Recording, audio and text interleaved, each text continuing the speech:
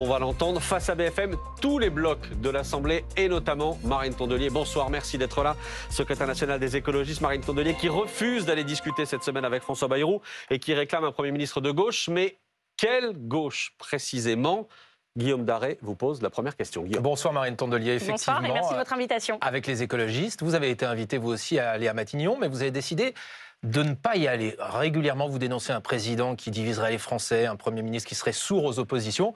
Quand on aspire à exercer le pouvoir, comme vous, est-ce que la première des responsabilités, c'est pas d'aller discuter, y compris avec ceux avec qui on n'est pas d'accord? Est-ce que déserter, c'est très responsable vis-à-vis des Français? Alors, je passe mes journées à discuter avec tout le monde, principalement avec des personnes avec lesquelles je ne suis pas d'accord. Mais vous savez, j'ai toujours été au rendez-vous à Matignon avec les groupes parlementaires écologistes. Et pourquoi pas là? Il se trouve que cette fois-ci, on devrait aller discuter avec quelqu'un qui ne sera plus Premier ministre dans une semaine. J'ai vu Fabien Roussel qui s'est dévoué pour aujourd'hui aller discuter avec François Bayrou et qui sort en disant « j'ai perdu mon temps » et il ne veut faire de compromis sur rien. Olivier Faure ira aussi cette semaine. Oui, et je pense qu'il sortira en disant exactement la même chose. D'ailleurs, ils y vont en disant notre décision est irrévocable et ça ne nous fera pas changer d'avis. Est-ce que c'est pas ça la démocratie? Je vais vous dire ce que je pense. Je pense que François Bayrou est en train de faire une tournée d'adieu aussi longue que celle de Michel Sardou. On l'a vu 1h30 hier à la télé. On l'avait déjà eu au journal de TF1. On avait eu sa conférence de presse. Lui, il fait pas de tube en plus. François Bayrou, c'est la différence. Et donc, en tout, moi, je l'ai entendu 2h30 cette semaine. 2h30 pour qu'il ne me parle jamais d'écologie. Et je vais vous dire, quand je me suis retrouvée déjà à 2 occasions dans son bureau avec les présidents de groupes écologistes à l'Assemblée, Cyrielle Chatelain, et au Sénat, Guillaume Gontard, on a essayé de lui parler de l'écologie. La première fois, il revenait la nuit même en jet privé de Pau, où, rappelez-vous, il avait fait son conseil municipal. Et donc, il nous parlait, on ne comprenait à peu près aussi rien que quand il était là à la télé hier soir. Et donc, c'était même un peu malaisant, quoi. Et quand on a fini par lui dire, quand même, Monsieur Bayrou, nous sommes les écologistes, on a une question très simple à vous poser. Qu'avez-vous prévu de faire sur l'écologie? Il s'est mis à taper sur la table en disant j'ai fait des pistes cyclables à Pau, et on disait c'est très intéressant monsieur le maire de Pau, mais par rapport à la France j'ai fait des réseaux de chaleur à Pau. Enfin voilà, on n'a jamais rien eu comme réponse très très claire sur l'écologie. Et la deuxième fois que nous y sommes allés, c'était pour parler de la proportionnelle. Et donc on a évidemment parlé de la proportionnelle, et puis à la fin du rendez-vous on lui a dit qu'on ne sortirait pas de son bureau tant qu'on n'avait pas parlé de la loi Duplon qui était en cours d'examen à l'époque. Et là il nous a expliqué qu'on n'avait vraiment rien compris et que l'acétamipride, donc ce néonicotinoïde qu'on a réussi à faire censuré par le Conseil constitutionnel parce qu'il voulait le remettre dans l'air. Il nous a dit en fait c'est pas dangereux, j'ai des études, il montrait un porte-document, il disait mais de quoi parlez-vous? Et je lui ai dit à un moment j'espère que c'est pas une étude du ministère de l'Agriculture. Non, et il ouvrait et c'était des grands logos du ministère de l'Agriculture. Donc il voulait nous parler santé avec des études agricoles, enfin on ne comprenait rien. Et donc tout ça pour vous dire qu'on y est déjà allé 2 fois parce qu'il était Premier ministre et que c'était républicain d'y aller. Jusqu'à lundi prochain, c'est le Premier ministre. C'est le Premier ministre qui a fait des Oui, mais on ne va pas aller discuter de l'avenir du pays avec celui qui ne l'aura plus entre les mains dans 3 jours. Chaque jour qui nous sépare, c'est très républicain. Chaque jour qui nous sépare du 8 septembre, c'est-à-dire de la chute du gouvernement Bayrou, doit être employé et chaque heure de ces journées Marine Tondelier, à préparer est-ce que c'est républicain ce que vous faites? Mais je pense qu'ils ne sont pas républicains. Écoutez, la République, c'est que François Bayrou n'est pas républicain. La République, c'est que quand il y a une élection et qu'une force arrive en tête de cette élection, on nomme cette force politique. Dans n'importe quel pays d'Europe, ça se serait passé comme ça. Et si ça s'était passé autrement, d'ailleurs, dans n'importe quel pays d'Europe, depuis la France, on se serait offusqué en disant mais quelle démocratie est en train de vivre ce pays. Vous entendez la crainte, la crainte des Français quant à la situation politique que nous vivons en ce moment et de l'instabilité en rajoutant encore un peu plus, en décidant de ne pas voter ce vote. Et je pense que les Français doivent aussi avoir la vérité, c'est-à-dire que le moment où les marchés ont commencé à s'affoler et les taux d'ailleurs commençaient à se creuser entre la France et l'Allemagne, c'était quand? C'était précisément le jour où Emmanuel Macron a décidé en catimini une dissolution que d'ailleurs Pascal Praud a apprise avant son Premier ministre de l'époque, Gabriel Attal. Le moment où les marchés ont commencé une deuxième fois à dévisser, c'est quand tout l'été, il nous a expliqué, alors qu'il avait décidé de dissoudre à une date très précise tout seul, qu'il ne pouvait pas nommer de Premier ministre parce que c'était les Jeux Olympiques. Date qui était quand même prévue depuis bien longtemps. C'est une accusation extrêmement grave. Vous dites que le président de la République n'est pas républicain? Je pense qu'il a eu des attitudes propres à jeter le trouble dans la manière dont fonctionne la démocratie de ce pays. Et je le répéterai autant qu'il le faudra. Parce que, qu'est-ce qu'il a fait l'été dernier? Il a dit « je ne peux pas nommer parce qu'ils n'ont pas de nom ». Alors, on s'est réunis, on a pris le temps et on a trouvé un nom, Lucie Castet, qui cochait toutes les cases. Toutes les cases. J'étais avec elle le 23 août et les chefs de parti du Nouveau Front Populaire et les présidents de groupes parlementaires. Elle a passé un grand oral. C'est ça qui s'est passé dans le bureau du président de la République et nous étions là et c'était parfait. Ensuite, il a dit « Ah non, mais en fait, c'est pas Lucie Castet le problème, c'est qu'il y aura des ministres insoumis. Et donc, j'ai testé sur les forces macronistes, ils vont censurer. » Les insoumis ont répondu le lendemain « D'accord, on veut pas être le problème. Si c'est ça, on n'ira pas dans ce gouvernement, on le soutiendra de l'extérieur. » Là, on s'est rendu compte qu'en fait, c'était pas juste les insoumis le problème, c'était aussi les écologistes, aussi les communistes et puis la plupart des socialistes. Et ce qu'a fini par dire Emmanuel Macron, c'est en fait, je peux pas vous nommer du tout, je suis désolée. Parce que moi, je suis attachée à la stabilité des institutions de ce pays. OK, c'est son rôle. Et il dit, j'ai un seul nom qui garantit la stabilité. Et donc, on avait beaucoup de suspense, et puis on a fini par apprendre que ce nom était Michel Barnier. Eh bien, Michel Barnier, c'est le Premier ministre qui a tenu le moins longtemps de toute la Ve République. Donc là, on pourrait se dire que Emmanuel Macron, ce jour-là, où Michel Barnier tombe, aurait pu se dire, bon, bah, cet argument ne tient plus, là, je vais les nommer. Non, non, non, il a renommé quelqu'un de son propre camp, cette fois-ci macroniste, pour le résultat qu'on connaît. Alors on va en faire combien comme ça de Premier ministre macroniste, alors que les macronistes n'ont jamais été aussi faibles électoralement dans ce pays. Donc vous dites que c'est le moment de la gauche. Vous dites que c'est le moment de la gauche. Je dis que Emmanuel Macron s'est comporté comme, je le dis dans son langage, s'est comporté comme un Gaulois réfractaire et a fait de l'obstruction tout l'été dernier pour que d'ailleurs, quelle que soit la personne nommée, le budget soit déjà tellement ficelé qu'on ne puisse pas y faire grand-chose. Ils entravent tout changement de politique dans ce pays. Sauf que ce qu'il faut que les Français sachent, c'est que, Olivier Faure l'a dit avant moi, les 500 plus riches de ce pays ont vu leur fortune doubler, leur patrimoine doubler entre 2017 et 2023. Mais pendant ce temps-là, qu'est-ce qui s'est passé? Il n'y a jamais eu autant de pauvres. 9,3 millions de pauvres dans ce pays, 15,4% de la population sous le seuil de pauvreté.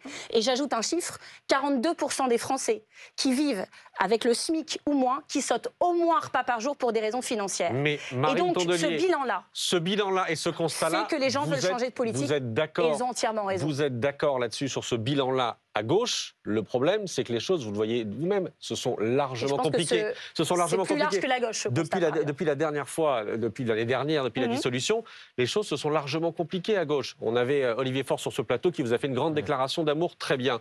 Sauf qu'il dit lui-même que de toute façon, il ne pourra pas gouverner avec les Insoumis et avec Jean-Luc Mélenchon dans le même gouvernement. Ça n'arrivera pas. Vous en avez fait le deuil, vous? Moi, je dis qu'il faut faire attention à une chose, c'est qu'on fait comme si c'était un débat entre chefs de parti. Mais les choses nous dépassent largement. Qu'est-ce qui se passe au niveau mondial? Une bascule fasciste est en cours. Des grandes démocraties, de grandes démocraties qu'on pensait à l'abri, voire vaccinées, ont basculé dans le fascisme récemment, notamment les États-Unis. Et donc on est comme dans, vous savez, ces dominos. Attendez, Donald Trump est un fasciste. Ce qui se passe aux États-Unis en ce moment, enfin là aujourd'hui, il a annoncé un grand plan pour faire une Riviera à la place de Gaza, après avoir fait des rafles et envoyé la garde républicaine pour arrêter des personnes à Los Angeles. Je ne vais pas vous faire tout ce qu'il fait tous les jours. C'est quand même extrêmement préoccupant. Je ne vais pas vous faire l'histoire de l'Italie et de Mussolini, mais Donald Trump pour vous est fasciste. Et venir humilier les gens un par un dans son bureau, en faisant posant devant une carte avec le golfe de l'Amérique qui s'appelle, enfin le golfe du Mexique qui s'appelle le golfe de l'Amérique, en hurlant sur l'autre avec la moitié de ses mises. Enfin, franchement, tout ça est scandaleux. Et donc, et oui, il y a une bascule fasciste au niveau mondial. Et c'est comme, vous savez, ces dominos qui tombent l'un après l'autre en entraînant les uns et les autres dans leur chute. Parce qu'il n'y a pas que. L'un des prochains dominos. Regardez ce qui se passe actuellement en Chine, où vous avez des dictateurs, là, pour le coup, de l'autre côté. Hein. Vous avez les Chinois, fasciste, les Russes. Mais c'est pas un concours de. Je dis, il y a une bascule fasciste au niveau mondial. Point. Et je vous dis que l'un des prochains dominos qui peuvent tomber, c'est la France. Et je vous dis que si la France bascule, c'est l'Europe qui vacille. Et que l'Europe, il y a à peu près plus que ça qui tient debout. C'est ça l'enjeu du moment. C'est pas est-ce que Jean-Luc Mélenchon a été gentil avec Olivier Faure qui a envie de partir en vacances avec Jean-Luc Mélenchon. Ah, si vous voulez gouverner, c'est aussi ça. Tout ça n'est absolument pas à la hauteur. Je le dis parce que l'été dernier, il y a eu un sursaut dans ce pays. Un sursaut de personnes qui se sont levées, qui ont mis le bulletin Nouveau Front Populaire dans l'urne. Pourquoi ? Parce qu'ils ne voulaient pas de Jordan Bardella à Matignon. Et tout ce qu'on a fait avec le Nouveau Front Populaire, qu'on aurait pu faire mieux, pas de problème. Mais si on a fait tout ça, c'est qu'on ne voulait pas de l'extrême droite à Matignon. Mais vous avez dit à vos anciens partenaires que ce n'était pas à la hauteur. Aujourd'hui, pardonnez-moi, c'est leur spectacle. Hein. Oui, mais moi, c'est pas à eux que j'ai envie de parler, c'est aux Français. Et donc, ce que je dis ce soir, c'est que ce qu'on a été capable de faire l'année dernière, parce qu'on pensait que l'extrême droite pouvait arriver à Matignon. Pourquoi n'en serait-on pas capable maintenant? Et surtout, parce que vous voyez les déclarations des uns et des autres. Est-ce que l'un et l'autre a un argument à me donner pour expliquer à tous les Français qui nous regardent que le danger de voir l'extrême droite arriver à Matignon, à l'Élysée, est moins élevé aujourd'hui qu'il ne l'était il y a un an? S'ils ont ce genre d'argument, je les attends. S'ils n'ont pas ce genre d'argument, alors on a une seule chose à faire pour empêcher l'extrême droite, oui, d'arriver à l'Élysée ou à Matignon, mais pour remplacer le macronisme aussi, qui a tant fait souffrir les Français et qui a creusé les inégalités comme jamais. J'ajoute, en faisant 43 reculs écologistes depuis un an. Et alors, très concrètement, Marine Tondelier, des reculs qui vont faire souffrir tous les Français. Quand l'écologie perd, c'est pas moi qui perds, c'est la santé de tout le monde. Et donc, quand vous dites que le temps de la gauche est venu, Olivier Faure a dit qu'il était candidat pour aller à Matignon. Est-ce que les écologistes soutiennent la candidature d'Olivier Faure à Matignon? Je ne vais pas faire de la course à Matignon. Est-ce que vous soutiendriez un gouvernement fort, je ne vais pas socialiste? Il y a urgence. Vous voyez bien le piège qu'il y a à retomber dans les noms. Je ne vais pas faire la course de petits chevaux devant vous en disant si c'est oui, 8 sur 10, 9 sur 10, ah non, la moins 2. Enfin, en fait, je ne rentrerai plus dans ces pièges-là, je n'ai pas le temps. Ce que je vous dis juste, c'est que chaque jour qui nous menace, qui nous sépare de la bascule fasciste et chaque heure de chacune de ces journées, je veux la consacrer à trouver des solutions pour être une alternative crédible. Et donc, je donne rendez-vous à toutes ces personnes, qu'elles soient politiques ou de la société civile ou des experts, etc. Jeudi, j'en parlais encore tout à l'heure avec Lucie Castet, on s'est dit que jeudi, ça nous laisse le temps un peu de préparer avec les uns les autres, il fallait qu'on se retrouve, qu'on se mette dans une pièce et qu'on prépare la suite. Tous les scénarios qui peuvent arriver après le 8. Qu'il y ait une dissolution, qu'il y ait une nomination de quelqu'un plutôt de la gauche et des écologistes ou de quelqu'un d'autre. Il y aura qui dans la pièce? Il y aura qui dans la pièce? Une destitution aussi. Et ben, il y aura ceux qui viennent. Moi, j'invite tout le monde, je ne fais pas d'exclusive. Je pense que c'est fini l'heure des exclusives et que ce jeu-là est une impasse pour tout le monde. Donc pour vous, le NFP n'est pas mort? Non, il n'est pas mort. Et je vous ai ramené des petits aimants. Je ne sais pas si on arrive à filmer ces aimants et à les filmer sur la table. Parce que je pense aujourd'hui que la France Insoumise et le Parti Socialiste, on a parlé beaucoup d'économie ce soir, je vais vous parler un peu de physique. La science des aimants, le magnétisme. Vous voyez, les aimants, chacun a un pôle nord et un pôle sud. Jean-Luc Mélenchon et Olivier Faure. Ou tout le PS et toute la FI. Si je mets, est-ce qu'on peut filmer là l'aimant? Si je le mets ici, vous voyez, si je les aborde de la mauvaise face, l'un repousse l'autre. Et même, il y a une forme de force répulsive entre les deux. C'est ce qui est en train de se passer. Mais tout est une question d'angle. Parce que vous voyez, dans un autre angle, il y a une attraction très forte qui se fait. Et c'est cet effet-là que je vais retrouver. Pourquoi? Parce que cet effet-là a fait gagner la gauche et les écologistes contre 27 sondages sur 27 l'été dernier. Et c'est cette fois-là, ce sursaut-là, ce réveil-là que veut retrouver le peuple de gauche et des écologistes. Comment vous faites ça en politique? Comment vous faites ça en politique? Ça, c'est de la physique, ça marche pas. Je pense qu'il y a... Vous voyez tout comme un rapport de force. Moi, je vois les choses comme une coopération. Vous pouvez me prendre pour une utopie, ça a marché l'été dernier. Ça a marché l'été dernier. Et celles et ceux qui ne veulent pas venir travailler ensemble, eh ben, qu'ils en assument la responsabilité devant les Français. Et vous entendez aussi une partie de votre électorat écologiste, socialiste, qui aujourd'hui ne veulent plus du tout travailler avec les insoumis. Mais chez nous, les choses sont très claires parce qu'il y a des gens, qui sont encore traumatisés du mandat Hollande, qui n'ont pas compris pourquoi les socialistes n'ont pas voté la censure il y a quelques mois. Et il y a des gens, oui, qui sont très préoccupés du tournant que prennent parfois les déclarations de Jean-Luc Mélenchon. Mais je vous dis aussi que si on reste dans cette situation-là, alors on sera en répulsion permanente, on ne trouvera aucune solution pour les Français et il ne faudra pas se plaindre qu'on continue avec le macronisme ou pire, qu'on se retrouve dans les mains des fascistes. C'est ça notre responsabilité. Il n'y a pas d'excuse ou d'alibi possible dans ces occasions-là. Pas d'excuse et pas d'alibi. C'est notre responsabilité. Si on n'est pas capable de faire ça, on ne sert à rien. Je vous le dis dans les yeux. Parce que, y compris pour les admirateurs de Karl Marx, il avait une citation très juste. Il disait « Mieux vaut une avancée que 1000 programmes ». Alors, je vois bien là que tout le monde va faire son petit plan dans son coin. Nous aussi, les écologistes, on travaille un plan de sortie de crise. Mais je veux dire, si les insoumis travaillent tout seuls et que les socialistes travaillent tout seuls, leur plan sera sans doute très alléchant. Mais il ne sera jamais mis en œuvre. Jamais. C'est-à-dire que vous êtes prête à des concessions. C'est important, ça, ouais. Mais je vis dans le monde réel. Je vois bien que l'Assemblée nationale, on n'y a pas la majorité absolue. Donc alors je peux venir taper sur la table en disant ce sera mon programme, rien que mon programme, mais ça ne marche pas. Et ce sera rien. Et quand on a, je vous le répète, 15,4% des Français qui vivent sous le seuil de pauvreté, un niveau historique depuis 30 ans, 9,3 millions de Français, on leur dit quoi? Qu'on va rien changer parce qu'on était occupé à savoir qui avait le plus tort entre la France Insoumise et le Parti Socialiste. Donc tout le programme du NFP ne sera pas appliqué. Mais on n'a pas la majorité absolue. On a même une obstruction manifeste des macronistes à l'Assemblée nationale et le Rassemblement national, dont on n'a toujours pas compris de quel côté de la justice sociale ils se situaient. Parce que alors eux, il y a leur programme et puis il y a leur vote à l'Assemblée. Et donc on voit bien que, par exemple, sur ce qui est de la retraite, en campagne, il dit « Ouh là là, nous, cette réforme, on reviendra dessus ». Et quand il y a des votes à l'Assemblée, il n'y a plus personne. Et je peux vous faire ça sur tout un tas de sujets, les héritages, etc. Le Rassemblement national, je les pratique de près. Ce sont des gens qui vont toujours vous... C'est des boules à facettes. Alors, ils vous envoient à chacun leur petit rayon de lumière en campagne. Et en fait, ils finissent toujours à la fin par se ranger du côté du système et des plus puissants. Alors là, il faut préciser les choses, Marine Tondelier. Parce que tout à l'heure, vous nous avez parlé du péril fasciste et ensuite, vous avez parlé de l'extrême droite. Vous avez dit la France est le prochain pays qui pourrait basculer. Je pense que c'est important vraiment de dire les choses, notamment pour les millions de personnes qui ont voté pour le Rassemblement national et pour Marine Le Pen. Vous diriez que si le Rassemblement national arrive au pouvoir en France, il fait basculer la France du côté du péril fasciste? Vous le diriez aussi clairement que ça? Ben oui, c'est l'extrême droite. C'est l'extrême droite qui a une histoire très précise, des valeurs très particulières. Et c'est pas moi qui le dis, c'est les chercheurs en sciences politiques. C'est leur programme qui comporte des éléments anticonstitutionnels. Enfin, c'est aussi simple que ça. Et je vais même aller plus loin dans la comparaison. C'est que je pense que, ça a été dit avant moi d'ailleurs ce soir, on est dans une période qui fleure les années 30. Franchement, c'est ça que ça rappelle à tous les historiens. Un moment où on est dans une crise, où les crises d'ailleurs s'ajoutent et se mélangent, et où on ne sait pas bien où on va. Dans les années 30, en Allemagne, c'est Johann Chapoutot qui a sorti un livre qui s'appelle Les Irresponsables et qui le raconte très bien.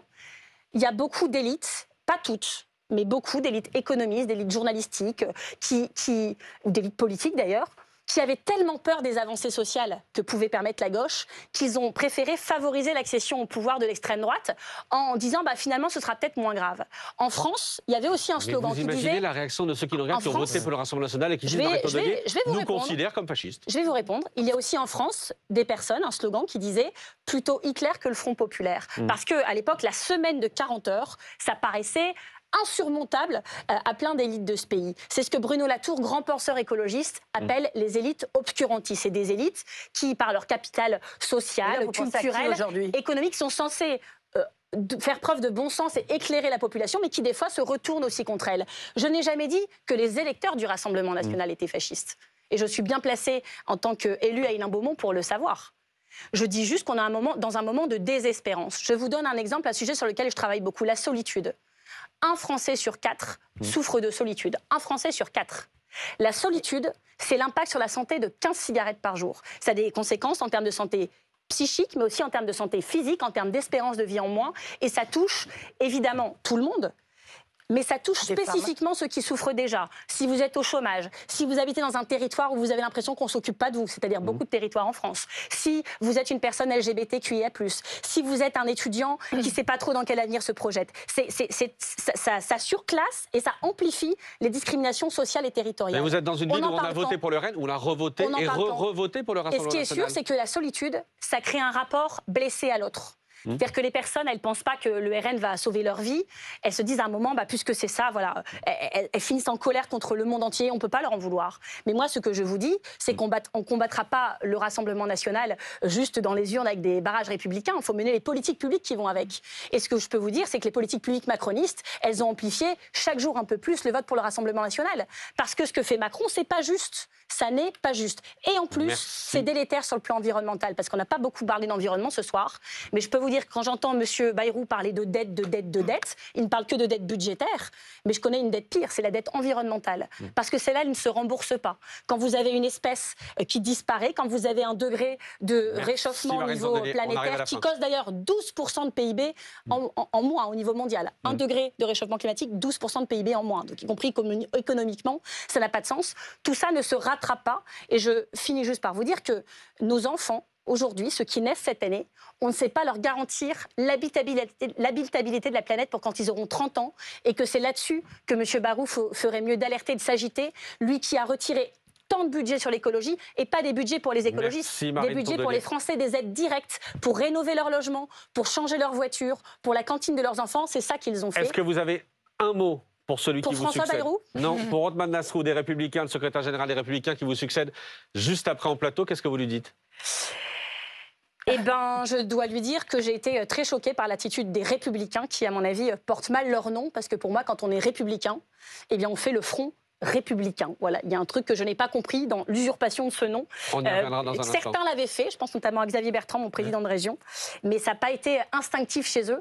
Et donc, je leur propose de changer de nom pour être conforme à leur action il y a 1 an. Merci Marine Tondelier d'avoir été avec nous ce soir. On fait une toute petite pause, on revient dans un instant avec Othmane Nasrou, Manuel Bompard, Jean-Philippe Tanguy pour le Rassemblement national, invité de Face à BFM ce soir.